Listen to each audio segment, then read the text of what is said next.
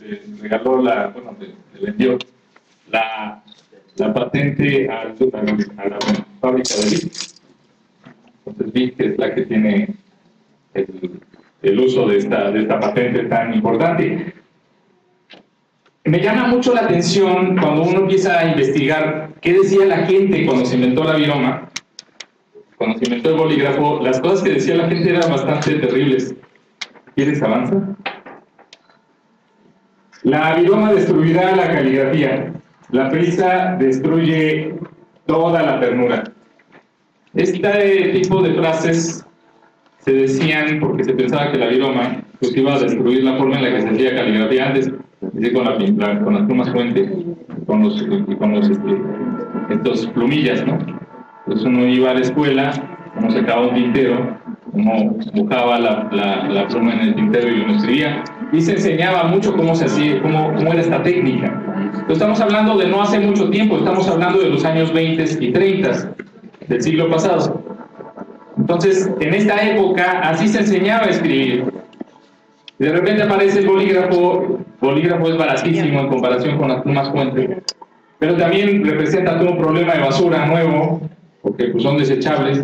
Entonces empieza a tener mucho ataque. La nueva tecnología empieza a recibir críticas. La gente dice eso no sirve, la gente dice eso va a arruinar el hecho de que es todo un arte la caligrafía antes.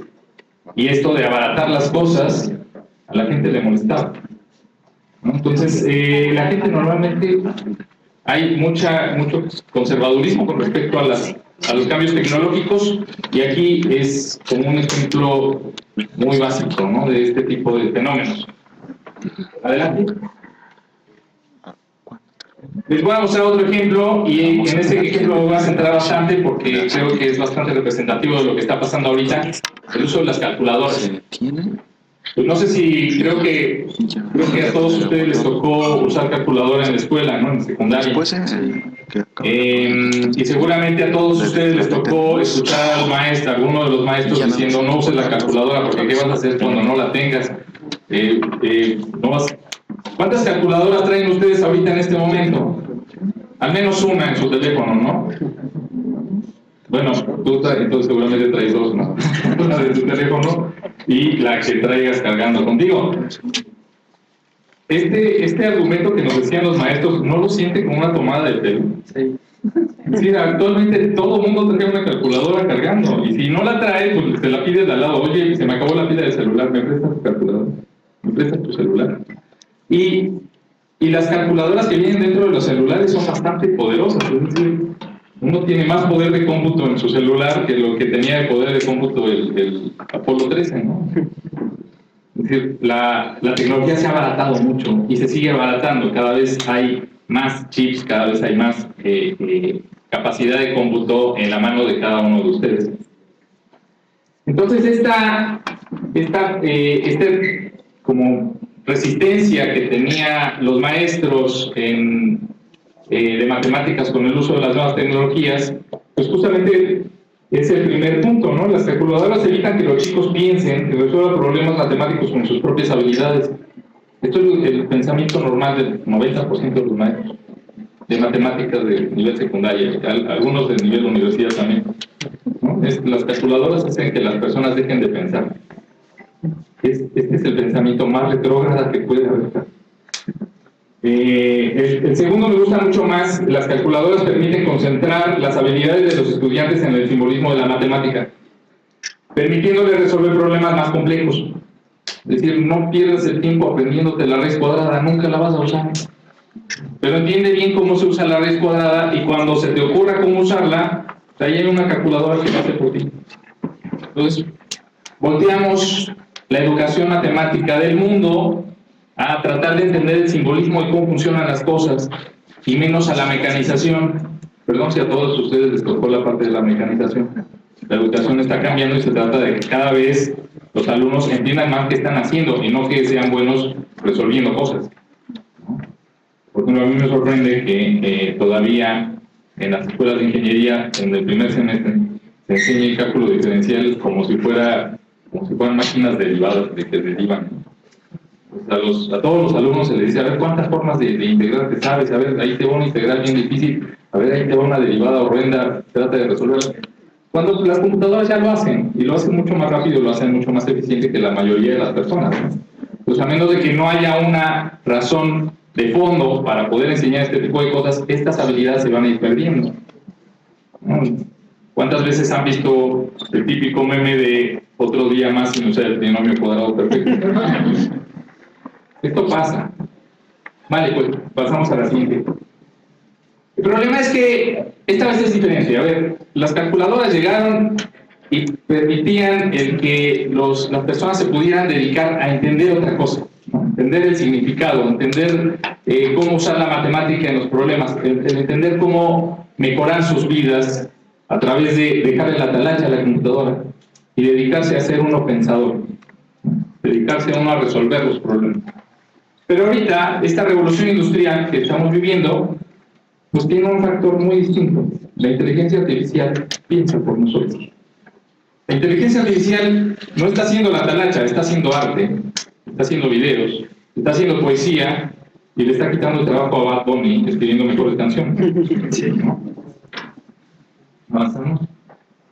El horror, 3 de 10 empleos serán automatizados para el 2030, desplazando entre 75 y 375 millones de empleados. Pues yo creo que esto es de hace 6 meses, esta presentación. Creo que si la tratamos de poner al día de hoy, esto está mucho más horrendo. Yo me dedico a hacer software a la medida. Pongo normalmente empresas que hacen software a la medida. Y me horroriza ver los despidos que hay en las empresas que apoyan. Despidos primero que había para las personas que hacían diseño, despidos para las personas que después hacían copies y hacían redacción de textos. Y actualmente, durante todo el año pasado y este año, la enorme cantidad de despidos que hay para los programadores. Gente que hace 2 años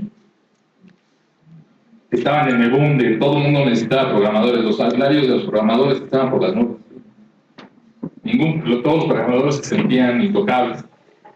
Y este año los salarios han bajado 5 veces de los programadores. ¿Por qué? Por la cantidad de despidos que hay. Uno levanta una piedra y ahí hay un programador buscando empleo, ¿no? Hay por todas partes. ¿Seremos reemplazados en nuestros puestos de trabajo o más bien se trata de una oportunidad para potenciar nuestras habilidades y oportunidades para expresarnos? Pues normalmente en las pláticas de mitos y realidades uno dice, no, las revoluciones industriales lo que normalmente generan es que haya nuevas oportunidades de empleo, que se abran nuevas capacidades, que la gente se especialice y que haya nuevas formas de hacer las actividades humanas, ¿no? Pero esta vez no está claro. Entonces esto de mitos y realidades más bien es pongamos conciencia y démonos cuenta de que esta vez las cosas son diferentes y tenemos máquinas que piensan bastante bien. Avanzamos, por favor. Esta es una gráfica de las capacidades que tienen las computadoras en comparación con las capacidades humanas. Aquí está la línea de lo humano promedio y aquí hay diferentes actividades. Por ejemplo, handwriting recognition, pues el reconocimiento de escritura a mano. Pues en el año 2000 las computadoras eran malísimas, en el año 2010 ya no tanto, pero en el año 2015 las computadoras empezaron a reconocer la letra de otras personas y el promedio de la gente. ¿Sí? Speech recognition, el reconocimiento de audios, sigue mejorando. Actualmente las computadoras reconocen mejor audio cuando se trata de una sola persona. Si ponemos varias personas a platicar, las computadoras hacen un desastre todavía. Pero si reconocen el audio de una persona, por ejemplo ahorita mi audio, de lo que yo estoy diciendo en este momento, las computadoras entienden mejor lo que yo estoy diciendo que el promedio de las personas. ¿Sí? Reconocimiento de imágenes, hay varios concursos que ahorita se hacen para poner a computadoras con inteligencia artificial a reconocer cáncer a través de radiografías y tomografías. Y actualmente la inteligencia artificial en varios tipos de cáncer supera a radiólogos que han estudiado la especialidad durante muchos años.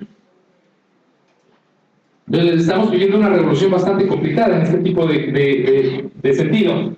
Vamos a la siguiente lámina.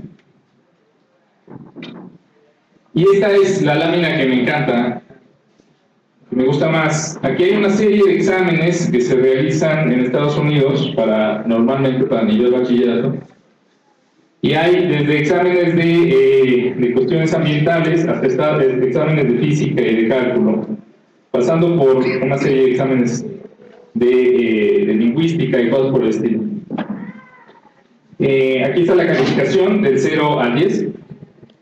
Y en azul podemos ver las calificaciones que sacó ChatGPT 3.5. ChatGPT 3.5 alcanza en ciencias ambientales casi el 10, con lo cual podemos pensar que se trata de una cuestión más bien como enciclopédica, una cuestión de memoria, ¿no? Uno está memorizando mucho, si la labor de uno depende mucho de la memoria, entonces uno está un poco frito. La inteligencia artificial memoriza mucho más. Pero podemos ver que en cálculo salió terrible. Es decir, todavía vale la pena ponerse a resolver integrales y derivadas como loco, porque ChatGPT lo hace muy mal. Bueno, ChatGPT 3.5, les tengo una mala noticia. ChatGPT 4 es el verde.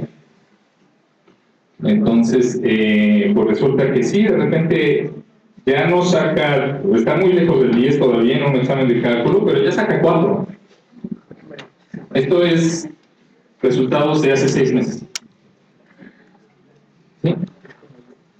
Y si ustedes se meten ahorita a la página de Cogniface, donde están todos los modelos de inteligencia artificial generativos open source, por si quieren ponerse a platicar, por si quieren instalar en su computadora una versión de ChatGPT y ponerse a chatear con ella en su computadora, van a ver que hay gente tratando de atacar cada uno de estos exámenes y hacer computadoras inteligencias artificiales que sean especialistas en un solo pedacito. Y lo están logrando. Entonces, en cuestiones algebraicas y en cuestiones matemáticas, que son las que más me interesan, ya hay inteligencias artificiales especializadas que le ganan a ChatGPT 4 o a Gemini, contestando exámenes, lo cual es muy sorprendente porque hace que a ver, ¿cuántos de ustedes pasan en este momento un examen de matemáticas del último semestre que tuvieron en la PEP? Bueno, sí, porque las matemáticas que vemos aquí son como más, es como la unión de todo. Entonces sí lo podríamos. ¿Qué estudias? Economía. Economía. Por ejemplo. Todos estudian economía, ¿verdad? Sí. Entonces todos tienen geometría analítica y cálculo. Por ejemplo, sí, cálculo fue lo último que vemos, por ejemplo, a nivel preparatoria, ya cálculo integral, y para poder, hacer series de tiempo, igual tienes que saber cálculo integral, álgebra, es el conocimiento de todo integrado. Sí, es que esta plática no la viene al poli, perdón. Qué bueno que esta sea la visión, ¿no? Sí, es cierto. Va a estar peor, no era para economía. Sí, en general, para todas las carreras que no se dedican a cuestiones matemáticas, pues el grueso de la población no tiene habilidades matemáticas en lo más mínimo. Termina la preparatoria y no vuelven a estudiar matemáticas en su vida. Y bueno, ya, no me voy a aclarar en el tema. Sigamos. Siguiente lámina. ¿Qué exámenes pasó y qué exámenes no pasó? ¿Pasó física? No pasó. Bueno, física teórica sí. O sea, si le preguntas datos de física, funciona muy bien, contesta muy bien, resuelve dudas acerca de cuestiones teóricas. Si uno tiene una duda acerca de por qué el efecto fotoeléctrico, le pregunta, le contesta bastante bien. ¿Tienes alguna duda sobre alguna doctrina filosófica? Te contesta muy bien. Entonces, cosas de memoria funcionan muy bien, pero cuando tratas de resolver problemas con estas inteligencias artificiales, no lo logra. Comprensión de lectura, cuando se trata de textos grandes o textos complejos, no pasó. Pero esto se sigue trabajando. y actualmente ya está un poquito en duda. La comprensión de lectura de textos muy grandes ya la logra hacer o no. En general, ChatGPT no funciona bien, o todos estos modelos de lenguaje grandes no funcionan bien con el pensamiento crítico. Y es más o menos de esperarse, ¿no? Es decir, si pensamos en términos cognitivos, ChatGPT lo que hace es imitar el área de Broca del cerebro, pero el cerebro tiene muchísimo más zonas. El área de Broca es como el tamaño de un pulgar. ¿Y cómo funcionan los transformers? No sé si lo saben, ustedes entrenan estas computadoras y lo que tratan de hacer estos sistemas es predecir la siguiente palabra.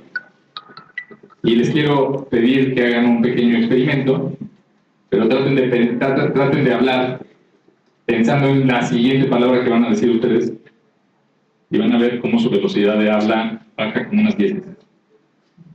Es decir, el área del cerebro que se dedica a predecir la siguiente palabra que van a decir no es consciente. Es un área automatizada del cerebro. Muy similar a cómo funciona la inteligencia artificial. Entonces, no somos tan diferentes en este tipo de cosas. ¿Vale? ¿Cuál sí pasó? Pues bien, pasó física teórica, pasó historia del arte, todos los idiomas. ChatGPT traduce mucho mejor los idiomas que la mayoría de los intérpretes, la mayoría de los traductores. Sí, los traductores que ahorita tienen trabajo son los que traducen audios donde habla mucha gente. Los demás ya perdieron la chamba. Derecho, medicina, todas las materias de preparatoria, excepto física, de resolver problemas. ¿Sí? Es decir, si yo quería hace 2 años contratar a una persona que tuviera habilidades de preparatoria para hacer un trabajo de escritorio, actualmente me sale mucho más barato pagar una licencia de ChatGPT. Y hace lo mismo. ¿Sí? Vale, ¿seguimos? Programadores, ni siquiera puedes escribir código sin robárselo a alguien más. Y ChatGPT pregunta, ¿y tú sí? Sí, uno dice, la gente es creativa, uno piensa que la gente es creativa hasta que ve sus fuentes, ¿no? En el momento en el que uno ve las fuentes, uno dice, ay, híjole, no era tan creativo. Un poquito como lo que decía Newton, ¿no? Si uno se pone a estudiar toda la obra de Newton y uno ve todo sobre lo que se montó, uno dice, bueno, inventar el cálculo era el siguiente pasito, ¿no? No era tanto. Inventar esto no era tanto. Bueno, sí, lo que pasa es que lo logró, ¿no? Pero no lo hizo desde cero, es decir, como su misma frase, a hombros de gigantes, él construyó el siguiente paso de lo que era necesario. Uno no lo ve tanto como alguien increíblemente creativo después de ver todo sobre lo que estaba montado. Igual con todo lo demás. Todo es un proceso histórico y todo se va construyendo sobre lo que viene en el paso anterior. ¿Sí? Lo mismo pasa en el arte, lo mismo pasa en casi todas las cosas. Y lo que estamos viendo ahorita con el arte, con la inteligencia artificial generativa, es un proceso muy similar. Está agarrando cosas que ya hay en la cultura y con esas cosas que hay en la cultura crea algo nuevo. Igual que nosotros. Pasamos a la siguiente. Pero mucho más rápido. A ver, alguien seguramente no había nacido, pero en un momento de los 90s se creó la primera computadora que le ganaba a cualquier ajedrecista en ajedrez, ¿no? La famosa Deep Blue, una computadora que desarrolló IBM, ¿no? Actualmente ya nadie juega ajedrez para tratar de ganarle a una computadora, ya eso es un problema que ya no se puede resolver. Las computadoras nos ganan a todos, no importa cuánto tiempo estudiemos ajedrez, nos terminan ganando. ¿Eso significa que se terminó el ajedrez? No, el ajedrez no se terminó, la gente sigue jugando ajedrez, nada más ya no juega con computadoras. Pero se creó una nueva rama del ajedrez, la gente que juega con computadoras, pero de su lado. Resulta que los jugadores que juegan asistidos por computadora le ganan a cualquier computador. Es una nueva rama. Y la pregunta es ahora, gente asistida por computadora jugando contra gente asistida por computadora, y a ver quién gana. Pues no solo se trata de entender muy bien el ajedrez y de estudiar a los grandes maestros y cosas por el estilo, se trata de entender dónde la computadora todavía no funciona bien y ver si uno con su propia cognición puede acelerar esos procesos más.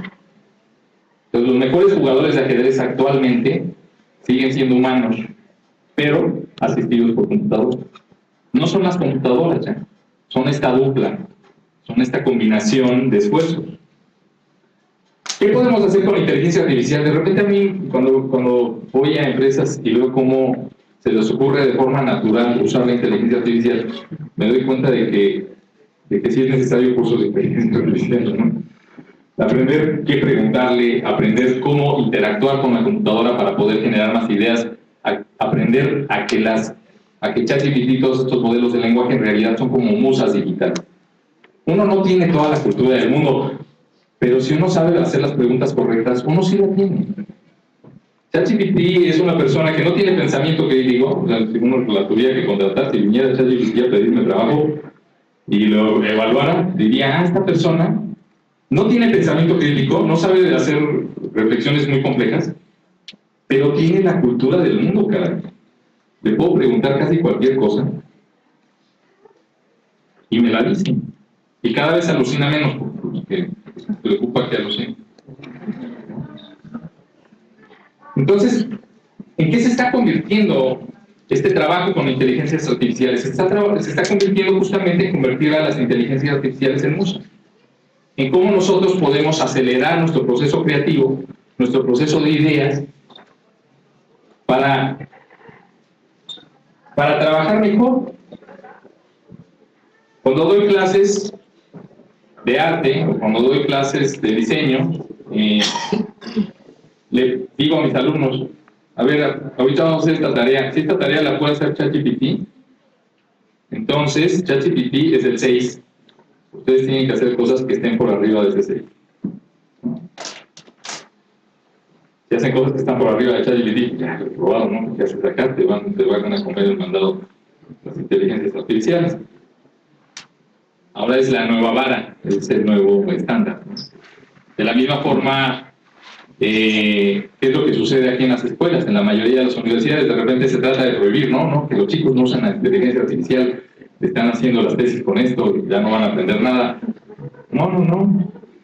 A ver, eso debería ser una actividad de los revisores. Si yo puedo lograr lo que tú estás haciendo con inteligencia artificial, entonces lo que te estás entregando no sirve de nada. ¿Sí? ¿Más o menos? Vale. ¿Cómo podemos...? Ya, ahí está. Pasamos a la siguiente.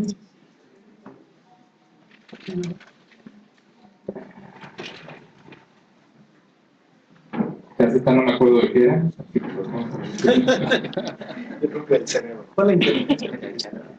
Nuestro mundo es humano. Quiero adaptarme. ¿En qué invierto mi tiempo? Pues es un poquito difícil saber en qué invertir el tiempo actualmente. Y quienes les digan que saben la respuesta están mintiendo. Cada 6 meses esto cambia mucho. Y les tengo una mala noticia, esto sigue y va a seguir cambiando muy rápido este año. Actualmente, ustedes seguramente lo saben, para poder entrenar inteligencia artificial uno usa normalmente GPUs.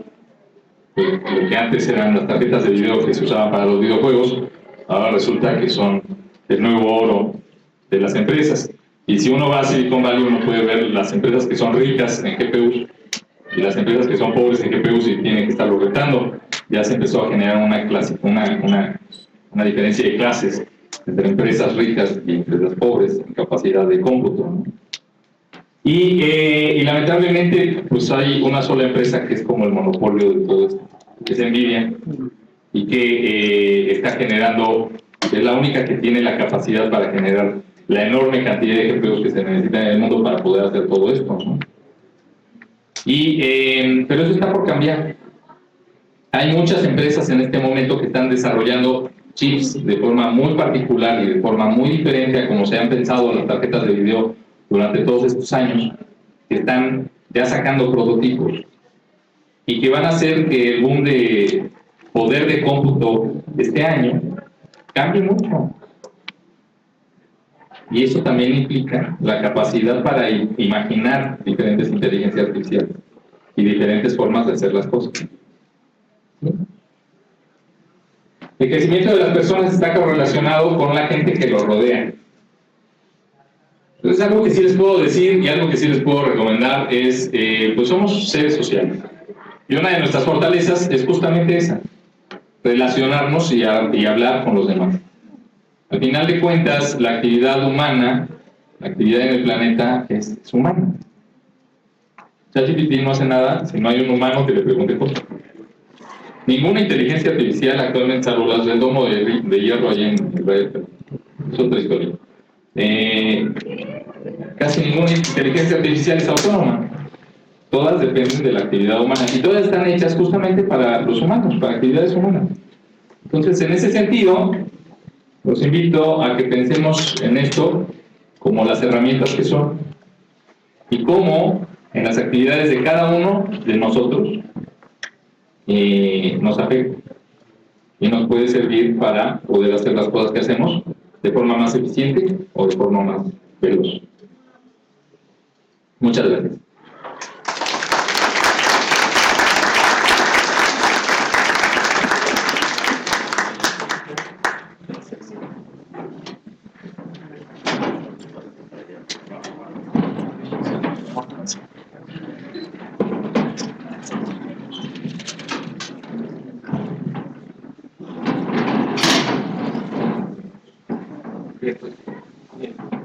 Bueno,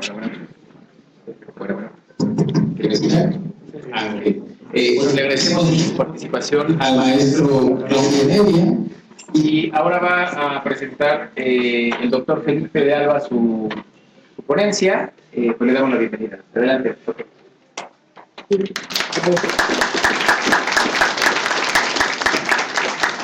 Yo ya estoy bien, el tiempo sentado. Ese es el problema.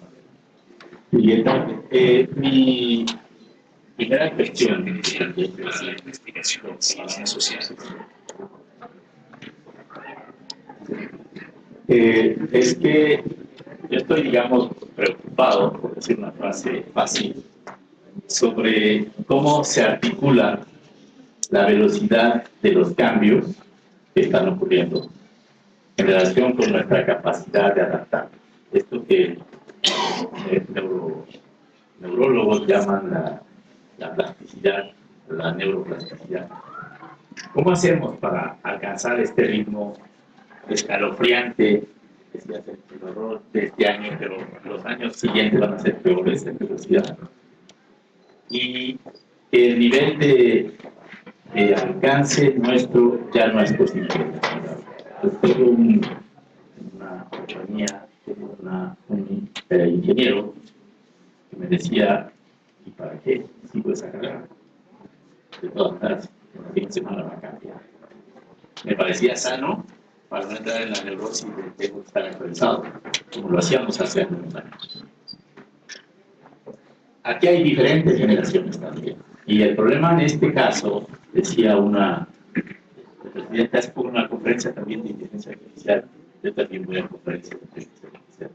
Decía el presidente de la Asociación Mexicana de Inteligencia Artificial que son tres cosas las que el profesionista actual debería de saber hoy. Una es matemáticas, la otra es un lenguaje de programación y la otra es inteligencia artificial. A mí me molestó porque es donde están las ciencias sociales. ¿Qué pasa con esta otra área que es también tan versatilizada ahora, por decir una frase, anglicismo, que está cambiando todo y que también hay muchísimas resistencias al cambio? Me decía otra, estoy planteando anécdotas un poco para situar la discusión. Me decía en un curso que estamos impartiendo a alumnos profesores de la UPN, bueno, extraordinarios la manera de trabajo que hacen todo el tiempo. ¿Y para qué puede servir a nivel de inteligencia artificial? Le dábamos un parámetro de emisión. Miren, ustedes profesores de primaria, secundaria o prepa, no importa, vieron llegar a los alumnos con un celular y la primera cosa que hicieron es, como con la calculadora, están dejando de pensar, ya no hacen nada, quítenlo y prohibieron. Hoy se prohíbe el uso de celulares en transporte. Pero llegaron al tiempo en el que ya saben más los alumnos que los profesores, y entonces, sea padres o sea profesores, les piden, oye, ayúdame, arregla esto en mi celular porque yo no lo entiendo. Les ganaron esa batalla, les ganaron ese paso. Les digo, si ustedes saben usar ChatGPT, entre otras 400 alternativas, ustedes van a saltar el paso y van a llegar a poder enseñarle a los alumnos hoy que saben usar el celular, pero que no saben usar herramientas de inteligencia artificial, y van a poder llevarlo de la mano hacia otro terreno en donde puedan compartir algo que causa tanto miedo. Nosotros le llamamos en un curso que damos con este título, el miedo al monstruo. ¿Por qué? Porque todo el mundo habla mal de la inteligencia artificial, que casi siempre, así como el Word o el polígrafo se volvió el Word de esta época, hoy es el ChatGPT al que todo el mundo le encuentra errores porque no es preciso, porque, ¿no? Y en el fondo es una falsa discusión, porque está detrás. Es como el conocimiento del Word o el Word. Preguntamos siempre en los públicos, ¿quién sabe usar Word? Y el 99.8% dice yo. Pero le preguntas, ¿saben usar macros? Visual Basic. No. Bueno, eso es todo por lo que funciona Word. Y se pueden hacer cosas automatizadas en Word, pero nadie, en general, estoy hablando de lo que no son economistas, disculpe este público, que no saben usar Word. Pero todo el mundo lo usa cotidianamente. Entonces, lo mismo pasa con me llamó la atención, lo mismo pasa con el celular. El celular tiene una increíble capacidad de computación que no se usa. Lo uso para tomarle fotos no voy a decir a mi novia, porque yo tengo novia. O al novio, ¿no? Si se toman fotos y se ha implementado una potencia increíble de hosting en el mundo para tomar fotos de cualquier clase de cosas que sirven o no sirven, y bueno, sirven para los que analizan esa información, pero no para el público, que yo tengo 118,000 fotos. Estas son de mi tía. Entonces, ¿para qué sirve ese tipo de herramientas que no se usan? Bueno, primero quiero agradecer a Arturo Morton y quiero agradecerles al Poli que nos hayan invitado, porque creo que esto es un enorme desafío en el que estamos. Yo estaba intimidado de venir a hablar al Politécnico, porque tengo el presente que es el instituto que tiene en la carrera de robótica el segundo lugar del mundial. Y yo les puedo enseñar a ellos que ustedes no sepan. Yo espero que algo de lo que voy a decir no lo sepan, y si ya lo saben, me dicen y lo paro y cambiamos de tema. Hablamos de mi tía. Inteligencia artificial es un tema, ya lo hemos dicho, voy a tratar de orientarme sobre esto. Lo que intenté hacer aquí es usar herramientas para hacer la presentación casi sin necesidad mía, y que pues sea presentada en términos de 2 o 3 cuestiones que ahora vamos a ver. La primera, como contexto. Inteligencia artificial para la investigación en ciencias sociales. Las herramientas de inteligencia artificial Nos cambian de época. Estamos en otra cosa, en un paradigma, le llaman los rimbombantes, un nuevo paradigma de la ciencia. ¿Cierto? ¿Quién sabe? Pero es cierto que si no entramos, no va a ser esto una moda. En un doctorado, justo decían que esto va a ser análisis de información. En esta línea, algunos dicen que esto va a ser una moda, que tiene que hacerse, que va a pasar, que no se preocupen. Los términos que decía sobre el reemplazamiento por máquinas es ya brutal. Entonces, a ustedes, como futuros profesionistas, no como profesores, se lo digo de una vez, no hay plazas de profesores ya en las universidades, no en México, en todo el mundo. En Canadá acabo de escuchar, hay 63% de las plazas de profesores que están cubiertas por asistentes, que son siempre de contratos de 6 meses, que en el siguiente se puede acabar. Ya no hay espacios en las universidades de investigación. Lo que hay ahora son campos nuevos que están creándose a partir de empresas. Y ese es justamente uno de los retos en el que hablábamos. Está cambiando la forma en cómo tenemos que hacer práctica profesional y cómo ustedes se tienen que visualizar qué van a hacer en el futuro y con quién y cómo. Son los temas que quiero mencionar. La primera es una general, los beneficios de organización de procesos. Uso de herramientas. Normalmente yo lo digo, por eso es que estamos en Redes neuronales y análisis de texto. son los temas que vamos a hacer. Conclusiones. Y el punto central en el que nosotros nos hemos enfocado, hablo de nosotros porque es un equipo, es en el qué parte, en lugar de hablar del monstruo, hablemos de la cola del monstruo. Y es la sencilla cuestión de por qué tenemos que hacer trabajos repetitivos. Y estoy pensando en quienes están haciendo una maestría y van a hacer una tesis, un doctorado y van a hacer una tesis, licenciatura y van a hacer una tesis, y que tienen el engorroso problema de meter todas las citas en formato APA, Chicago, Harvard, lo que sea. Y normalmente eso les hace tardar otros 3 meses más de la investigación porque lo hacen a mano. Cuando no lo hicieron en Zotero, en Mendeley o en cualquier otra cosa, que de todas formas normalmente tienen que capturarlo cuando no saben cómo descargarlo, pero no hacerlo. Entonces, bueno, hay cuestiones básicas a efecto de la investigación en ciencias sociales que se tienen que automatizar. Se pueden automatizar y eso permite una ventaja increíble en términos de eficiente de tiempo. Las posibilidades son estas. Mejorar la calidad de la investigación al profundizar en el conocimiento de los fenómenos sociales. Procesar grandes volúmenes de datos de manera rápida y eficiente. Identificar patrones y tendencias que pasan desapercibidos en análisis manual. Reducir los errores humanos y garantizar la consistencia en los resultados. Explorar datos complejos y generar insights significativos. Tomar decisiones informadas y formular políticas basadas en evidencia. Abordar preguntas de investigación más complejas y desarrollar modelos predictivos más precisos. Identificar sesgos y prejuicios en los datos. Allí. El punto aquí, detrás de esto, es que tenemos el problema de cómo armamos nuestro modelo de análisis. Los matemáticos, los economistas, los físicos llaman modelo, lo que los sociólogos en realidad se llama un cuerpo metodológico de investigación. Es exactamente lo mismo, es un pensamiento lógico, ordenador, y que a partir de allí nosotros tenemos que meterlo o a una máquina o a nuestra máquina para poder trabajar.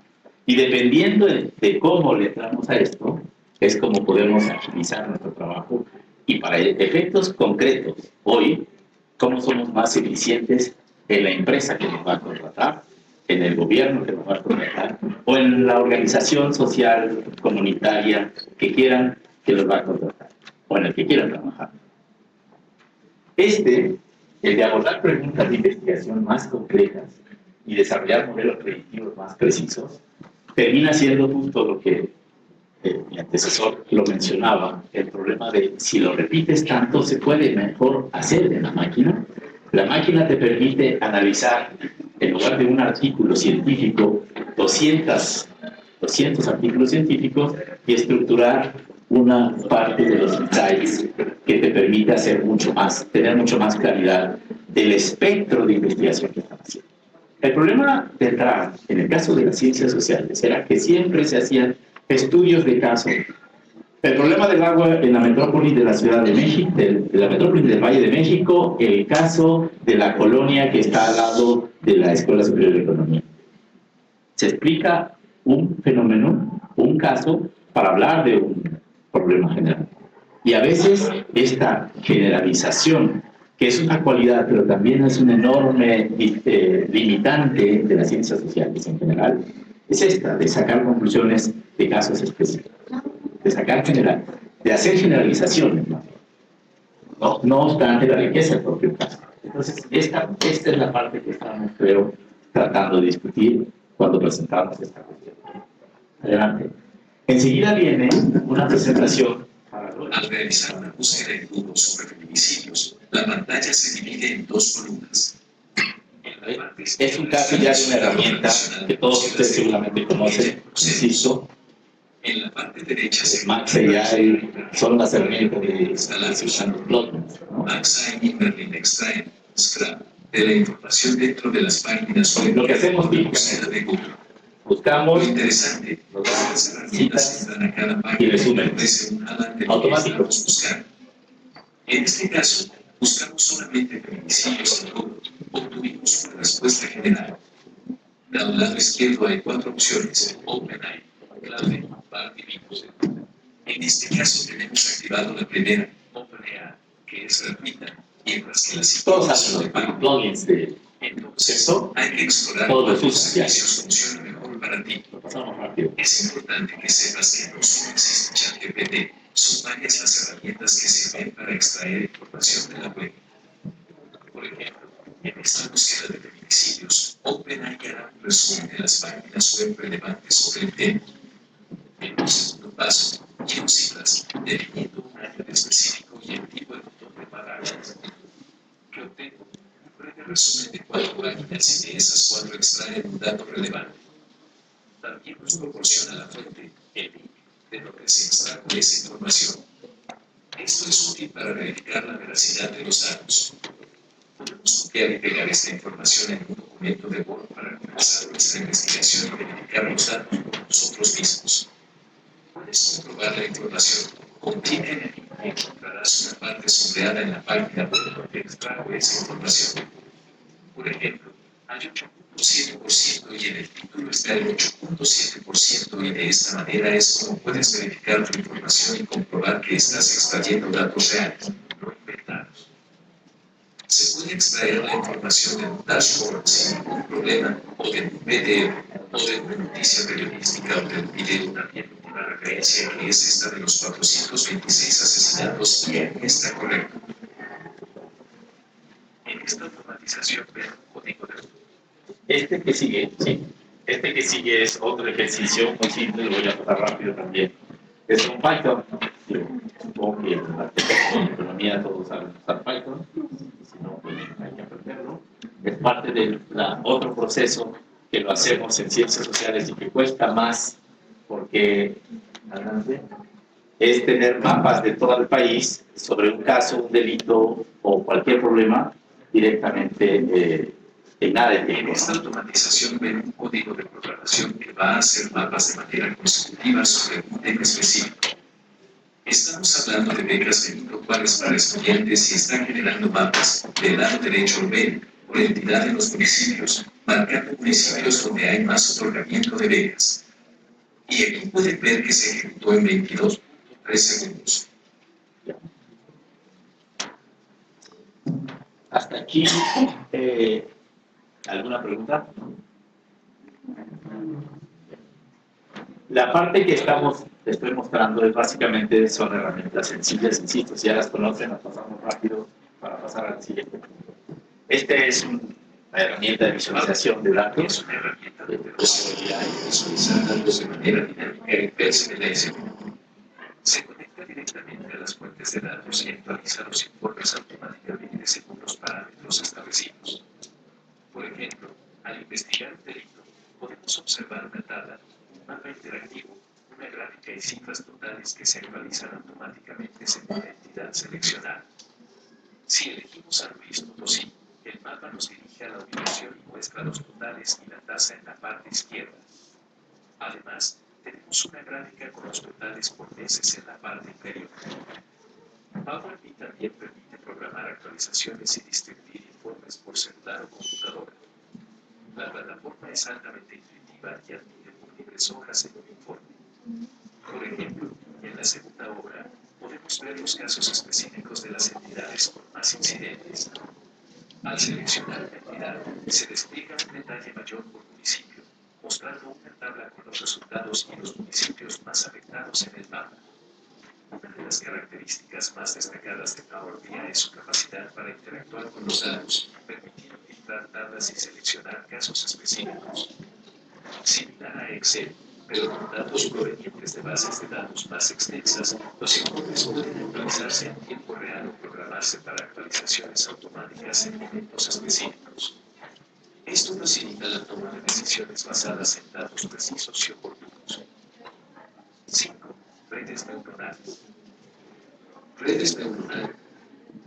Sí, este es, digamos, probablemente lo que más está abriendo el campo de los Large Language Model, que permite hacer análisis de bases de datos inmensas para poder establecer patrones, comportamientos, vínculos e influencias en la tecnología.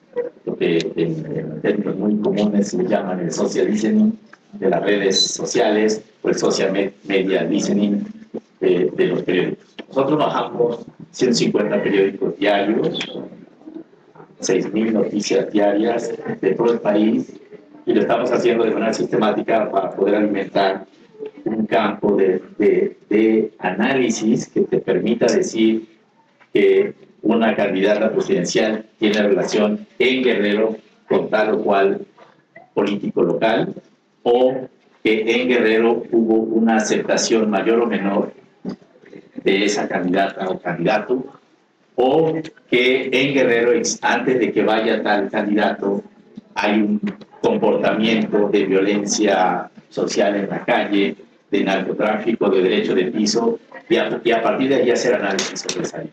Con base en ese tipo de algoritmos que me salto.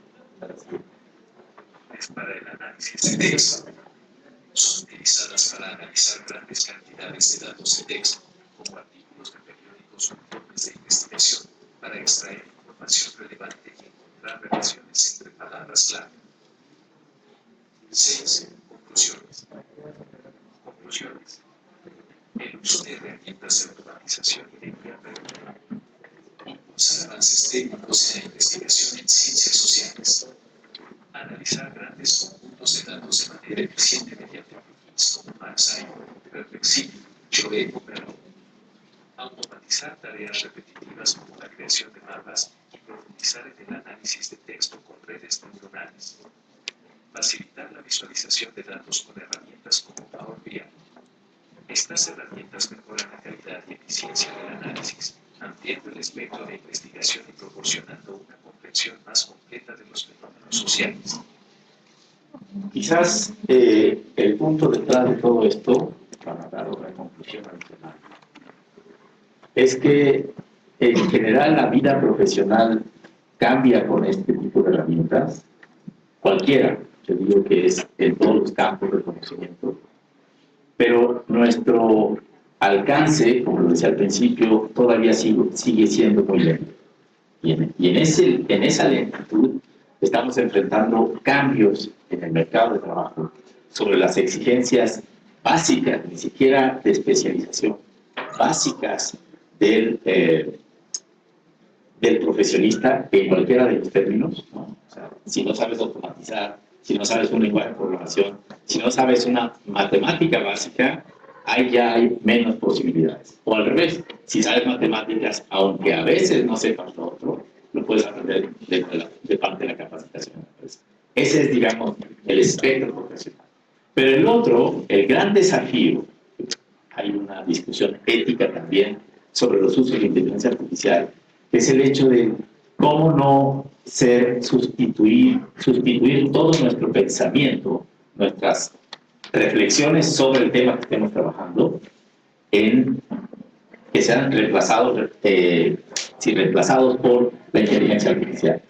Y a esa discusión, concretamente, hemos hecho observaciones sobre el hecho de que la ventaja de este acceso a la Big Data nos permite tener un espectro mayor de reflexión y de inteligencia para poder completar nuestra formación y dar resultados mucho más amplios, de mayor espectro, con mayor capacidad analítica. Yo creo, al contrario, tengo esa como esperanza, que esta posibilidad, esta es una oportunidad de crecer profesionalmente para la generación que ustedes están apenas terminando, de cómo pueden saltarse a la idea de lo que mencionaba, la resistencia. Resistir, porque qué tal si a mí me dan la plaza esta que estoy esperando.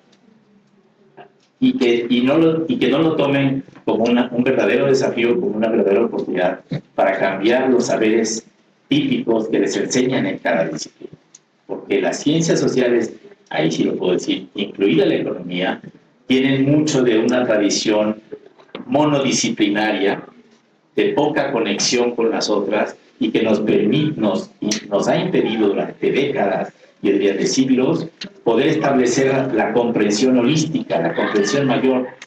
La Big Data nos permite eso, nos permite un alcance más fuerte, y si ustedes se embarcan en esta nave, creo que puede permitir que, bueno, los que vienen atrás o los que ya están en la plaza, que en el mercado de trabajo, ustedes puedan disputar esas posiciones, porque creo que ese es, al final de cuentas, uno de los desafíos, no es el único, pero uno de los desafíos para esta época. Gracias.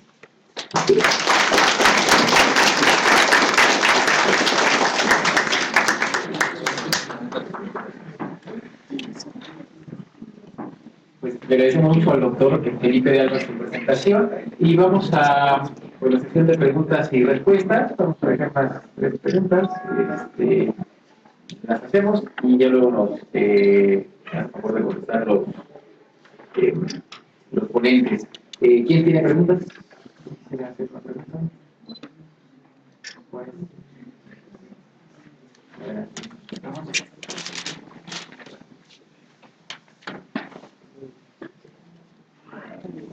Gracias. Bueno, al comienzo de la ponencia estaban diciendo de que pues muchos empleos ya están siendo sustituidos y nosotros como economistas pues vamos a ingresar al mercado laboral y nos pudieran dar algún consejo para no ser sustituidos en manejo como pronóstico de algunas variables o el comportamiento del precio de barriles de petróleo mañana, ¿no? Esas actividades pues, podrían ser sustituidas fácilmente de un economista por inteligencia artificial. Sin embargo, ¿qué nos recomendarían a nosotros para poder convivir con ellas y, como comentaban del ajedrez, poder trabajar junto con ellas y así ser más eficientes?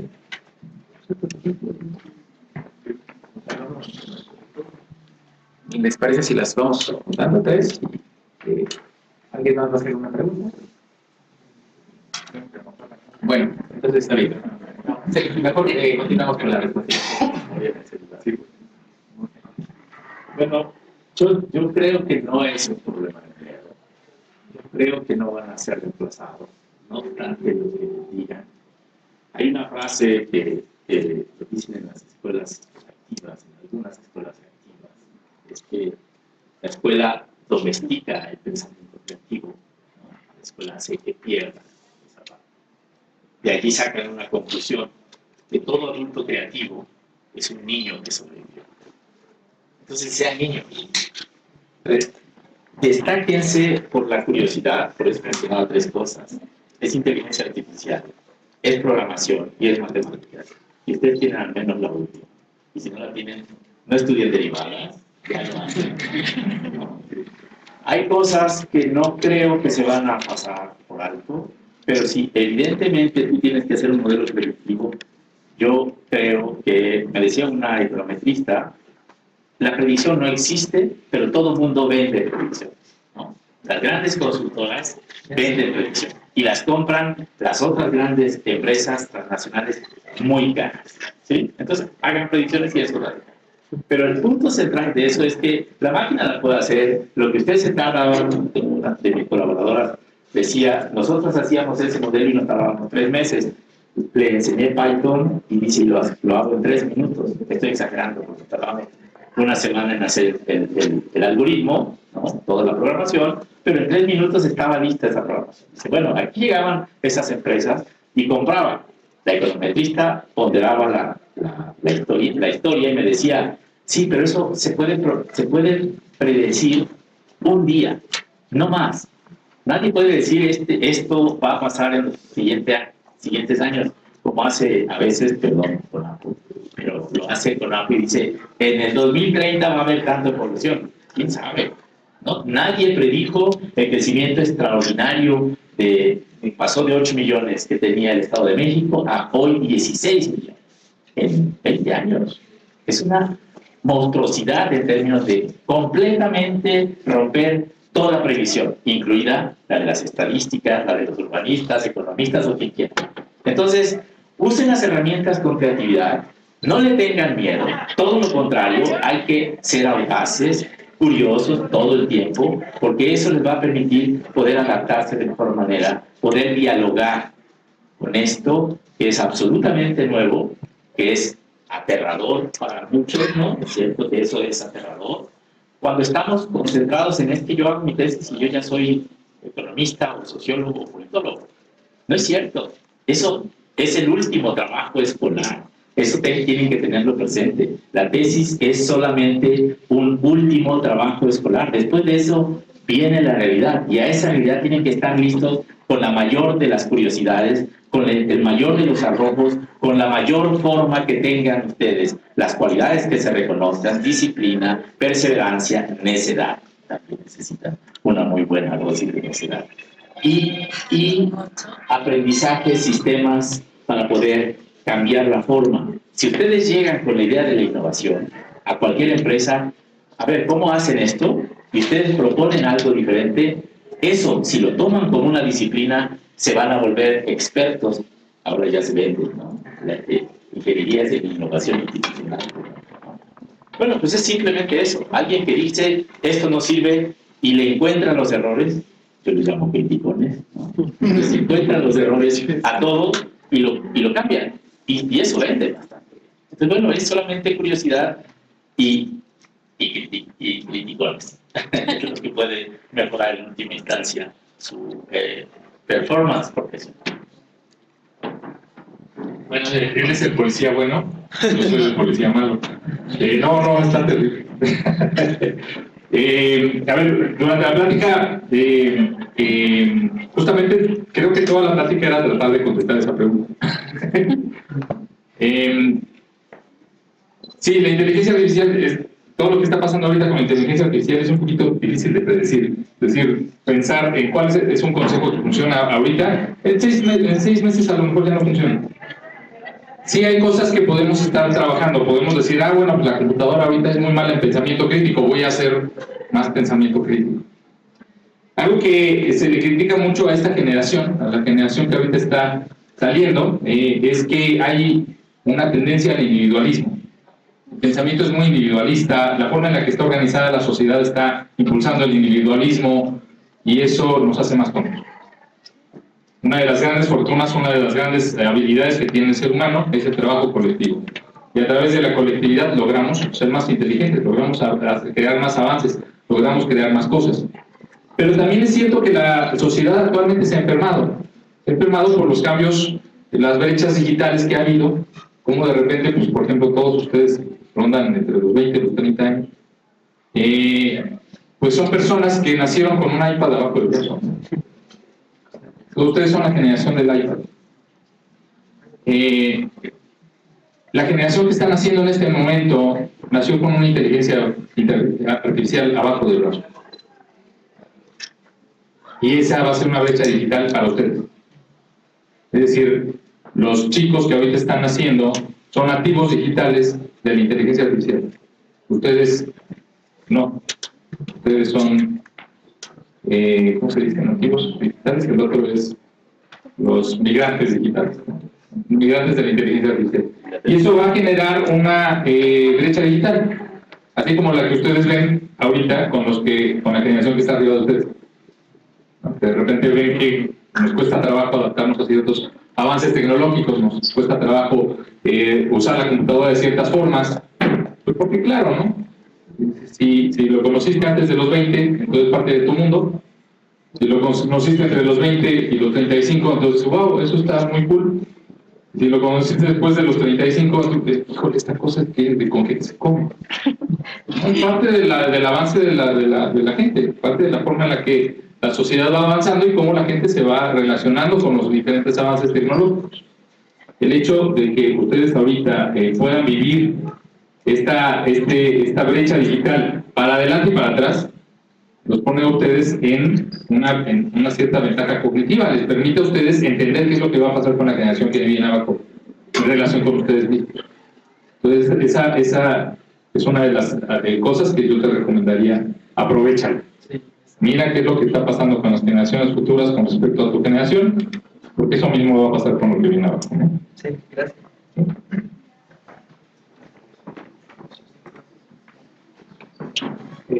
Bien, bueno, como ustedes pueden ver, el tema es sumamente interesante. De hecho, sucede algo importante, ¿no? Habrá que preguntarles, bueno, ya no nos queda mucho tiempo ya para concluir, pero habrá que preguntar a nuestros ponentes si existe la posibilidad de regular este proceso de inteligencia artificial, su uso, su manejo. Hay unos economistas muy importantes, uno, por ejemplo, lo votaron hace módulo, que señala que hay que regular la inteligencia artificial porque está generando mucha desigualdad, incluso ya lo mencionó nuestros ponentes, que como hay una empresa que controla todo el mercado, ¿no? En las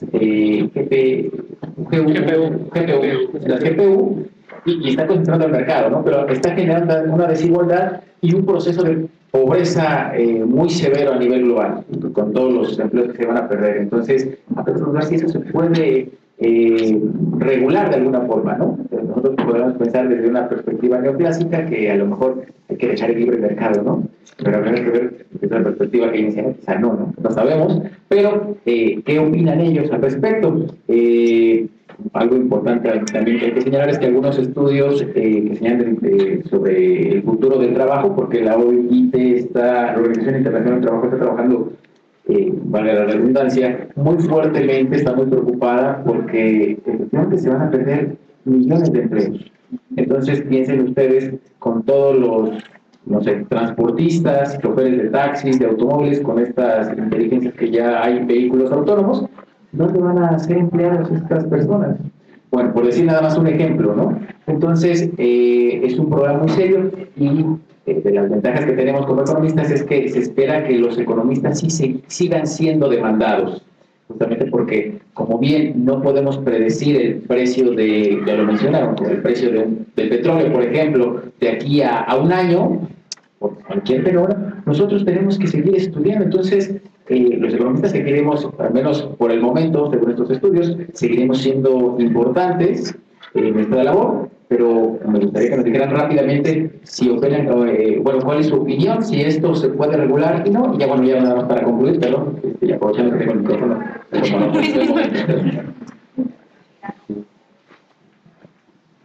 La parte de la regulación es muy interesante, sobre todo porque ahorita se piensa en regulación, pues porque hay actores importantes, ¿no? Está OpenAI. Cuando uno piensa regular a OpenAI, o a Google, o a Gemini, o a las diferentes empresas grandototas. Pero ¿qué pasa en el momento en el que estas inteligencias artificiales corran en nuestro celular? ¿Cómo se regula eso? ¿Cómo se regula algo que finge ser nosotros? ¿Sí? Aquí es donde hay un campo que me interesa mucho, que es el campo de la criptografía, el campo del blockchain, y hay algunas iniciativas bastante interesantes, el que absolutamente todo se firme con su autor. Eso actualmente no pasa. Ustedes toman una foto y, pues bueno, esa foto la publican. ¿Quién la tomó? Pues bueno, a lo mejor ahí, haciendo un poquito de análisis, uno puede ver los metadatos de la foto y de repente ver que fue tomada con un Android, o que viene con la fecha, o que viene a lo mejor con la geolocalización, pero no se sabe quién la tomó. En el momento en el que yo agarre mi celular, lo desbloqueo con mi huella digital, ahí ya estoy poniendo una firma electrónica, mi huella digital, y con eso puedo empezar a firmar absolutamente todo lo que haga yo con mi celular. Actualmente no se hace, hay un montón de leyes, protección de datos personales, hay muchas cosas, pero hay iniciativas en este momento para que absolutamente todo esté firmado. Entonces, si yo tengo una inteligencia artificial en mi celular, el responsable de esa inteligencia artificial debo ser yo, porque está corriendo en mi equipo y la estoy usando para mis fines. Hacia allá va el futuro de la legislación y hacia allá va el futuro de cómo estamos tratando de hacer que la inteligencia artificial no finja ser nosotros. Y si lo finge, al menos tengamos un responsable de quién es el que le está usando atrás. Eso en términos de ChatGPT, en términos de este tipo de cosas. Uno puede voltear a ver ahorita la guerra en Israel y ver que pues, los tratados que se habían firmado acerca de no generar armas autónomas con inteligencia artificial, pues ya se lo están pasando pues, como si no existieran, ¿no? De repente uno ya empieza a ver armas autónomas, uno ya empieza a ver diferentes estudios que analizan si la inteligencia artificial tiene un impacto verdadero en la cantidad de muertes que ha habido en los últimos meses. Ya empieza a ver este otro tipo de problemáticas acerca de qué se tiene que hacer con respecto a la legislación de este tipo de cosas. Ya no se trata de si Facebook con su algoritmo de inteligencia artificial nos vuelve adictos o no, que también es un problema muy grande y que tampoco está bien analizado. La cantidad de gente que ahorita procrastina, no por voluntad, sino porque un algoritmo de inteligencia artificial entendió perfectamente cómo atrapar la atención de las personas y que no se está regulando. Bueno, sí, pero en Ucrania está muriendo gente por inteligencia artificial. Entonces, el tema de cómo regularlo es un tema bastante complejo. Y es un tema donde, pues como se menciona, ¿no? La tecnología está avanzando muchísimo más rápido que los legisladores. Los legisladores van súper lentos, son decir, todavía más lentos. ¿Sí? Bueno, espero que esto les genere más dudas y que pregunten algunas cosas. El policía malo y el policía bueno. Justamente por ahí estaba puesto la firma.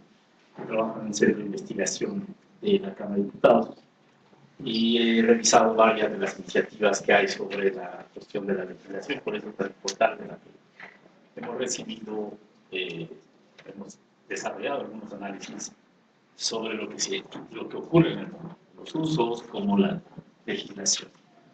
Pero hay que separar el problema entre la necesidad de legislación, como si mañana se hacen plantas trepadoras y hay que legislarlo porque lo van a usar en todos los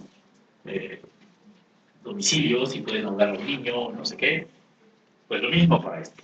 Solamente que aquí tiene implicaciones muy precisas y está además implicando empresas que en el siguiente paso se saltan la ley. Entonces se legisla para qué. Y en el caso de las grandes iniciativas, está la iniciativa de inteligencia artificial europea, que acaba de ser firmada hace un mes, creo, que tiene una increíble cantidad de restricciones sobre los usos, los reconocimientos y las éticas de inteligencia artificial. Búsquenlo, encontrarán de ahí una enorme fuente de información sobre lo que en el caso de Europa específicamente se está haciendo. Pero a China nadie la gobierna. Es así de simple, ¿no? No tiene en esa línea el impacto más que, voy a decirlo así, local de Europa, ¿no? Acá se están haciendo en Estados Unidos algunas iniciativas y en México ya hay la idea de crear una agencia nacional como la NASA para los viajes espaciales, una agencia nacional de inteligencia para regular la inteligencia artificial. Y hay toda una... me tocó analizar esta iniciativa como parte de una necesidad de que sea el Estado y no la empresa privada la que dirija, gestione y organice la forma de hacer inteligencia artificial. No la inteligencia artificial en sí. ¿De acuerdo? Son cosas diferentes.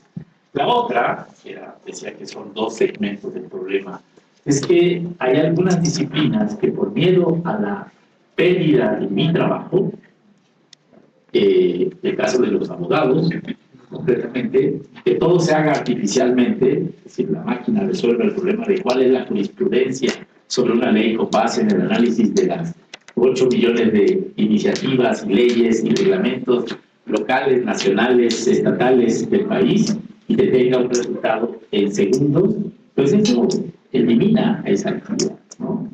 Pero no es cierto que lo elimina, porque hay un criterio humano que ahí dice, bueno, sí, pero la ley que regulaba tal cuestión en Michoacán en 2018 no es la misma, no podría aplicarse en el caso de lo que ocurre hoy en Michoacán 4 o 6 años después, ¿no? Entonces, hay una ponderación allí que hay que considerar. Entonces, dejemos de un lado la necesidad de regular para los excesos.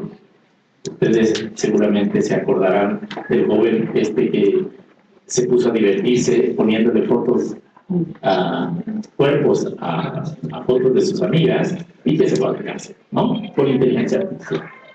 Seguramente lo escucharon.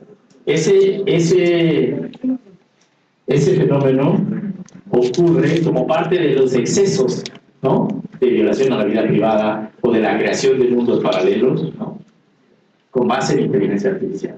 Pero el otro es, lo decíamos, la cuestión del ser cautos respecto a tanta idea negativa se centran en el ChatGPT porque casi la gente que lo dice no sabe otras herramientas, pero en general no sirve, puede ser falso y algunos han calificado de peligroso, como el bolígrafo y la pérdida de la caligrafía, o como la televisión que nos iba a volver a todos idiotas, pero no se nota. La ventaja acá es que se tienen muchas otras posibilidades además, ¿no? Entonces, yo diría que es necesario establecer esa distinción en dos discusiones, que por supuesto sí el gobierno tiene que tomar iniciativa para no dejar que sea la empresa tal, Nvidia o Microsoft, ¿no? Que es la propietaria de OpenAI, y que están revolucionando todo cada 3 minutos, ¿no?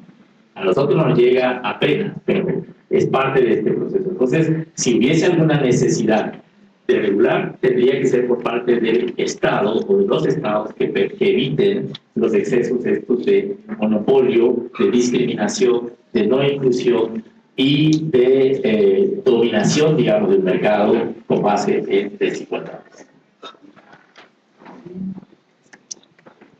Y pues,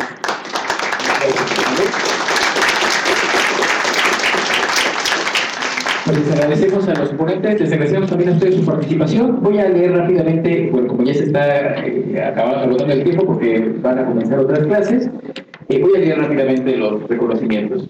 El Instituto Politécnico Nacional, a través de la Escuela Superior de Economía, otorga el presente reconocimiento al maestro Claudio Nevia Rubio por su participación como ponente en la conferencia magistral Inteligencia Artificial para investigar en las ciencias sociales, con el tema Mitos y realidades de la inteligencia artificial, celebrada el día de hoy, miércoles 21 de febrero de 2024. ¿Sí? A la técnica al servicio de la patria, y que marcarse nuestro director, el maestro Manuel Francisco Ortega Hernández. Un aplauso, por favor.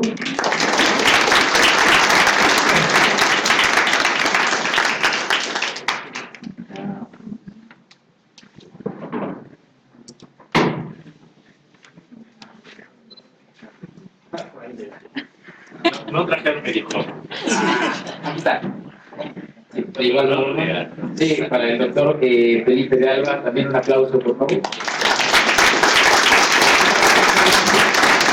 Les agradecemos mucho su participación, también a los ponentes les agradecemos su visita, y pues saben que aquí en su casa y sean bienvenidos para ustedes. Muchas gracias. Gracias.